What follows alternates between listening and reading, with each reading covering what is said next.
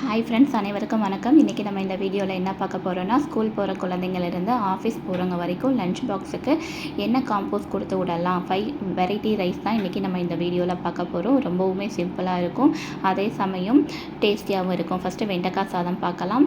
ஒரு stove on பண்ணி கடாய் வச்சுக்கோங்க. 2 ஸ்பூன் எண்ணெய் சேர்த்து வெண்டைக்காயை இந்த மாதிரி ரவுண்ட் ஷேப்பில் கட் பண்ணிட்டு நல்லா வதக்கி விடுங்க. அப்போ தான் அதோட வளவளப்பு தன்மை இருக்காது. இப்போ அதே பேனில் 2 ஸ்பூன் எண்ணெய் சேர்த்துக்கிறேன். கடுகு, உளுந்தம் பருப்பு, ஜீரகம், சோம்பு, கொஞ்சம் கறிவேப்பிலை, 3 பல் பூண்டை தட்டி சேர்த்துக்கோங்க. பூண்டு வதங்கினதும் பெரிய வெங்காயம் சின்னதாக கட் பண்ணிட்டு அதையும் ஆட் பண்ணிக்கோங்க. வெங்காயம் வதங்கவும் தக்காளி சேர்த்துக்கோங்க.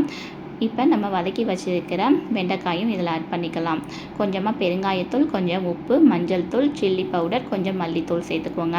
எல்லாம் சேர்த்து நல்லா வதங்கட்டும். மசாலா வாசனை போனதுக்கப்புறம் நம்ம வடித்து வச்சுருக்கிற சாதத்தையும் இதில் ஆட் பண்ணிக்கலாம். எல்லாத்தையும் சேர்த்து நல்லா மிக்ஸ் பண்ணி விட்டு லாஸ்ட்டில் கொத்தமல்லி தழை தூவி இறக்கினா டேஸ்டியான வெண்டைக்காய் சாதம் ரெடி ஆயிடுச்சு. இப்போ இதுக்கு சைட் டிஷ் என்னென்னு பார்க்கலாம். சேப்பங்கிழங்க இந்த மாதிரி பாயில் பண்ணி எடுத்துக்கோங்க. ஒரு 10 மினிட்ஸ் மீடியம் ஃப்ளேமில் பாயில் பண்ணால் வெந்துடும். இல்லைனா நீங்கள் குக்கரில் ஒரு விசில் வச்சு எடுத்துக்கோங்க. தோலை உரிச்சிட்டு ரவுண்ட் ஷேப்பில் கட் பண்ணிக்கலாம். இப்போ ஒரு கடாயில் எண்ணெய், கடுகு, உளுந்தம் பருப்பு, கறிவேப்பிலை, காஞ்ச மிளகாய் சேர்த்துக்கோங்க.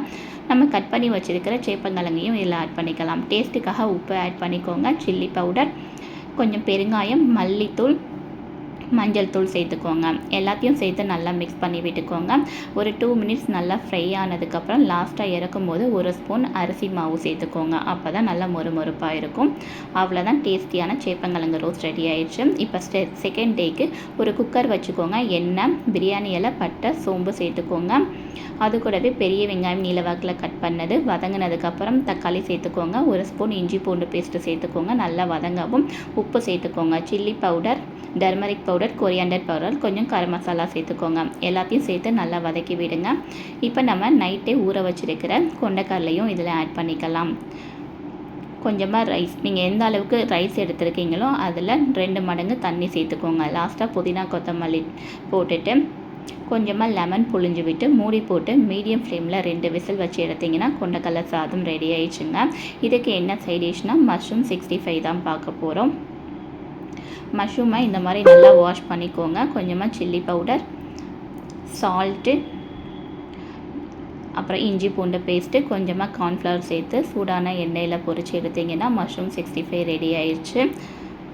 அடுத்த தேர்ட் டேக்கு என்ன பார்க்க போகிறேன்னா, ஸ்டவ் ஆன் பண்ணி கடாயை வச்சுக்கோங்க.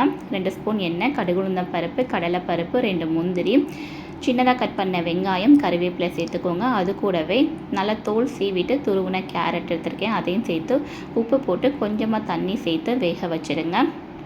இப்போ இதுக்கு சைட் டிஷ்க்கு எக்கை பாயில் பண்ணி இந்த மாதிரி 2ஆக கட் பண்ணி வச்சுக்கோங்க. இதில் சில்லி பவுடர், கொஞ்சம் பெப்பர், சால்ட்டு சேர்த்து நல்லா தடவி வச்சுக்கலாம்.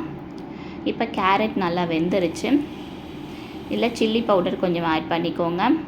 இப்போ நம்ம வடித்த சாதத்தையும் இதில் சேர்த்து நல்லா மிக்ஸ் பண்ணி விடுங்க.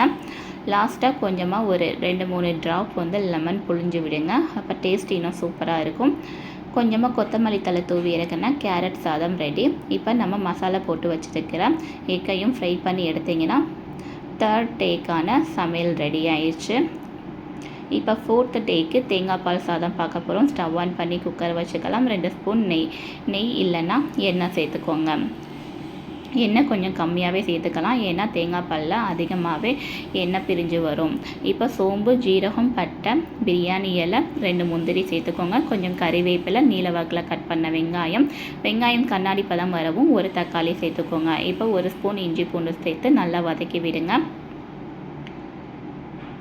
இப்போ 1 கப் ரைஸ்க்கு 2 கப் அளவுக்கு தண்ணி சேர்க்கணும். அதுக்காக இன்றைக்கி நான் 1 கப் அளவுக்கு தேங்காய் பால், இன்னொரு கப்பில் 2வது தேங்காய் பால் எடுத்து வச்சுருக்கேன். லாஸ்ட்டாக கொத்தமல்லி, புதினா தழை தூவி டேஸ்ட்டுக்காக உப்பு போட்டு மீடியம் ஃப்ளேமில் 2 விசில் வச்சு எடுத்திங்கன்னா தேங்காய் பால் சாதம் ரெடி ஆகிரும். இதுக்கு இன்றைக்கி நம்ம சைட் டிஷ் வாழைக்காய் வறுவல் தான் பார்க்க போகிறோம். வாழைக்காயை இந்த மாதிரி ரவுண்ட் ஷேப்பில் கட் பண்ணி வச்சுக்கோங்க. சில்லி பவுடர், மல்லித்தூள், வீட்டில் அரைச்ச குழம்பு மிளகாய் தூள் கொஞ்சம் சேர்த்துருக்கேன். கொஞ்சமாக மஞ்சள் தூள் சேர்த்துக்கோங்க. டேஸ்ட்டுக்காக உப்பு ஆட் பண்ணிட்டு இந்த மாதிரி மசாலாவை எல்லா வாழைக்காயிலும் படுறது மாதிரி மிக்ஸ் பண்ணி எடுத்துக்கோங்க. லைட்டாக தண்ணி தெளித்து மிக்ஸ் பண்ணிக்கோங்க. இதை இப்போ நம்ம எண்ணெயில் டீப் ஃப்ரை பண்ணி எடுக்க போகிறோம். எண்ணெய் நல்லா சூடானதும் அடுப்பை மீடியம் ஃப்ளேமில் வச்சு வாழைக்காயை இந்த மாதிரி ஒன்றா போட்டு எடுத்திங்கன்னா வாழைக்காய் ஃப்ரை சூப்பராக ரெடி ஆயிடுச்சுங்க. இப்போ தேங்காய் பால் சாதம், வாழைக்காய் ஃப்ரை ரெடி ஆயிடுச்சு. இப்போ என்ன பார்க்க போகிறோன்னா உருளைக்கிழங்கு சாதம் தாங்க பார்க்க போகிறோம். எண்ணெய், கடுகு, கொஞ்சம் ஜீரகம் சேர்த்துக்கோங்க. கருவேப்பிலை, சின்னதாக கட் பண்ண வெங்காயம் சேர்த்து கண்ணாடி பதம் வந்ததும் கொஞ்சம் தக்காளி சேர்த்துக்கோங்க. இஞ்சி பூண்டு பேஸ்ட்டு சேர்த்துக்கோங்க. எல்லாத்தையும் சேர்த்து நல்லா வதக்கி விட்டு இப்போ கட் பண்ணி வச்சுருக்கிற உருளைக்கிழங்கையும் சேர்த்து தேவைக்கு உப்பு சேர்த்துக்கோங்க. மஞ்சள் தூள், மிளகாய்த்தூள், மல்லித்தூள் சேர்த்துக்கோங்க. கொஞ்சமாக பெருங்காயம் சேர்த்து லாஸ்ட்டாக கொஞ்சம் தண்ணி விட்டு உருளைக்கிழங்கை வேக வச்சிடலாம். இப்போ உருளைக்கிழங்கு நல்லாவே வெந்துருச்சு. இப்போ இதில் நம்ம வேக வச்ச சாதத்தை ஆட் பண்ணி நல்லா மிக்ஸ் பண்ணி விடுங்க. அவ்வளோதான், டேஸ்டியான உருளைக்கிழங்கு சாதம் ரெடி ஆயிடுச்சு பாருங்கள்.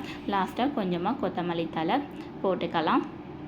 இப்போ இதுக்கு சைட் டிஷ் என்னன்னு பார்க்கலாம். நல்லா தண்ணி சூடானதும் அதில் சோயா சேர்த்துக்கோங்க. ஸ்டவ் ஆன் பண்ணி கடாயை வச்சு எண்ணெய், கடுகு, சோம்பு, ஜீரகம் சேர்த்துக்கோங்க. நம்ம வேக வச்சுருக்கிற சோயாவும் இதில் ஆட் பண்ணிக்கலாம். டேஸ்ட்டுக்காக உப்பு சேர்த்துக்கோங்க. கொஞ்சமாக இஞ்சி பூண்டு பேஸ்ட்டு, மஞ்சள்தூள், சில்லி பவுடர் சேர்த்துக்கோங்க. எல்லாத்தையும் சேர்த்து நல்லா மிக்ஸ் பண்ணி விட்டுக்கோங்க. ஜீரகத்தூள் கொஞ்சம் சேர்த்து லாஸ்ட்டாக கொஞ்சம் பெப்பர் தூவி இறக்குனீங்கன்னா டேஸ்டியான சோயா ஃப்ரை ரெடி ஆயிடுச்சு. இந்த மாதிரி வீடியோக்கு மறக்காமல் நம்ம சேனலை சப்ஸ்கிரைப் பண்ணி